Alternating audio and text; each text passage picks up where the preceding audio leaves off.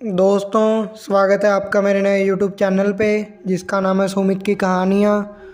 और आज मैं आपके लिए एक न्यू हिंदी हॉरर स्टोरी लेके आया हूँ जिसका नाम है क्लोज्ड डोर। तो दोस्तों, आप लोग मेरे चैनल को सब्सक्राइब भी कर रहे हो। ऐसे ही हमारे चैनल में 28 सब्सक्राइबर हो गए हैं। हमें दिल से उनका धन्यवाद करता हूँ। आप लोग 30 सब्सक्राइबर करवा दो, उसमें 2 ही कम है। तो आइए बिना किसी देरी के अपनी स्टोरी को स्टार्ट करते हैं। विनय एक बीमा कंपनी में काम करते हैं। उनकी कंपनी उनको एक जगह से दूसरी जगह ग्राहक से मिलने के लिए भेजती रहती है, जिसके कारण वो अपना घर एक ठिकाने पर नहीं रख सकते थे। इस बार उनको नेपाल के छोटे से पहाड़ी इलाके में जाना था, करीब 1 महीने के लिए। इसलिए इस बार उन्होंने अपनी पत्नी को भी साथ ले लिया।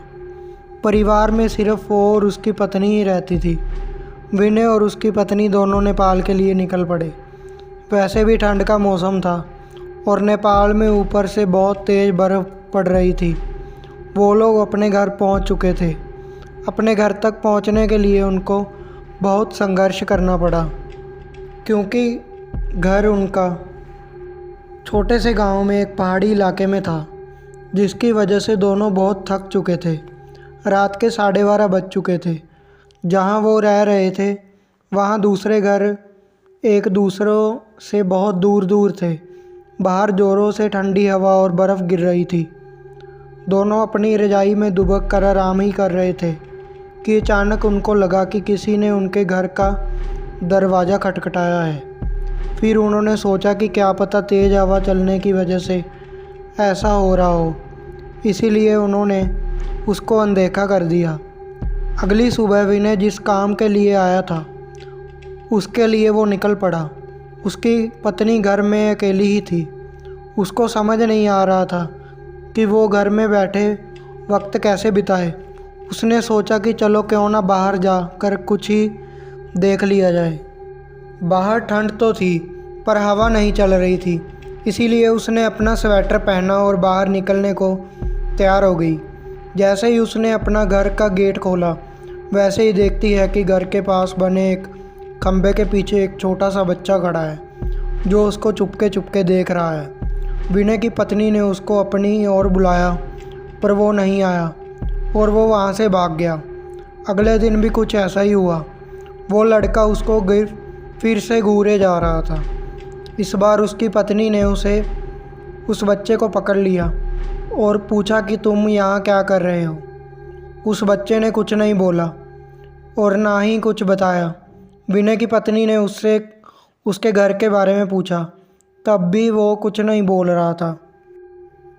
आखिर में उसका नाम पूछने पर उसने अपनी धीमी सी आवाज़ में अपना नाम सूर्य बताया और फिर वहाँ से भाग गया। उसको उसका व्यवहार कुछ समझ नहीं आया। ये सिलसिला ऐसे ही चलता रहा।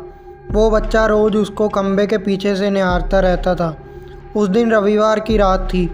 दोनों घर में अंगीठी के सामने आग ताप रहे थे, क्योंकि बाहर की हालत बहुत ख़राब थी। इतनी ख़राब कि कोई थोड़ी देर के लिए बाहर निकल जाए तो उसकी जान चली जाए। अचानक दरवाज़ा किसी ने खटखटाया। उन दोनों को फिर से लगा कि शायद हवा की वजह से ऐसा हो रहा हो। तभी फिर से किसी ने दरवाज़ा खटखटाया। इस बार खटखटाने की आवाज़ साफ आ रही थी। ये आवाज़ सुनकर दोनों डर गए, क्योंकि इतनी रात को वो भी जान ले जाने वाली ठंड में आखिर कौन हो सकता है। दोनों केवल एक दूसरे का मुंह देख रहे थे। अचानक दरवाजे के बाहर से धीरे धीरे रोने की आवाज़ आने लगी। तभी विनय ने ज़ोर से आवाज़ में बोला, कौन है बाहर? कुछ देर तक आवाज़ तो नहीं आई, पर बाद में एक धीमी सी आवाज़ आई, दरवाज़ा खोलो, कृपया करके दरवाज़ा खोलो, बहुत ठंड है। ये आवाज़ किसी छोटे से बच्चे की थी। तभी विनय की पत्नी को ये आवाज़ जानी पहचानी लगी। उसने कहा कि ये तो वही बच्चे की आवाज़ लगती है जो रोज़ घर के बाहर खड़ा रहता था। विनय की पत्नी ने कहा कि हमें उसे अंदर लाना चाहिए। वो भागते हुए अभी दरवाजे के पास जा ही रही थी कि अचानक उनके घर के फ़ोन की घंटी बजी। फ़ोन एक पड़ोस में रहने वाली औरत का था, जिसे आज ही विनय की पत्नी मिलकर आई थी। विनय की पत्नी ने फ़ोन उठाया वहाँ से उस औरत की आवाज़ आई, हेलो जी, मैं आपको बताना भूल गई थी कि अगर आपके घर के बाहर कोई भी दरवाज़ा खटखटाए तो उसको मत खोलना। विनय की पत्नी ने कहा, अभी मेरे घर से बाहर एक बच्चे की आवाज़ आ रही है जो दरवाज़ा खोलने को कह रहा है। तभी उस औरत ने कहा कि नहीं, आप बिल्कुल मत खोलना, वो असल में एक आत्मा है। यहाँ जब जब तेज़ आंधी और ठंड पड़ती है वो तब तब सबके घर के बाहर जाता है और दरवाज़ा खोलने को कहता है। वो ठंड का बहाना बनाता है और दरवाज़ा खुलवाने की कोशिश करता है। अगर कोई गलती से भी दरवाज़ा खोल देता है तो वो अगले दिन बर्फ़ में दबा हुआ मिलता है। ये सुनते ही जैसे उनके पैरों से ज़मीन ही खिसक गई। वो सोचने लगी कि वो जो बाहर दरवाज़ा खटखटा रहा है वो असल में एक आत्मा है। उन्होंने दरवाज़ा नहीं खोला। अगले दिन ही वो दोनों भागकर पड़ोसी के पास गए और पूरे मामले के बारे में पूछा। उस औरत ने बताया कि इस गांव में एक परिवार रहता था। पहाड़ टूटने की वजह से उस परिवार का विनाश हो गया। बस एक बच्चा बच गया। वो दूसरे के घर जाकर खाना मांगता। एक दिन बहुत ज़ोरों से बर्फ़ की आंधी पड़ रही थी। वो दूसरों के घर के बाहर दरवाज़ा खटखटाकर के अंदर जाने को गुहार लगा रहा था, पर किसी ने भी उसकी गुहार नहीं सुनी। ठंड की वजह से सब अपने घरों में दुबके हुए थे। कल सुबह होने पर उस बच्चे की लाश बर्फ़ में अकड़ी हुई मिली।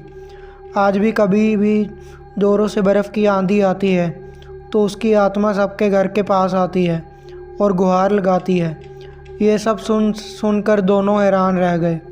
लेकिन वो वहाँ 1 महीने जब तक रहे तब तक 3-4 बार उनके साथ ऐसा ही हुआ। लेकिन विनय का काम ख़त्म हो जाने पर वो वहाँ से चले गए।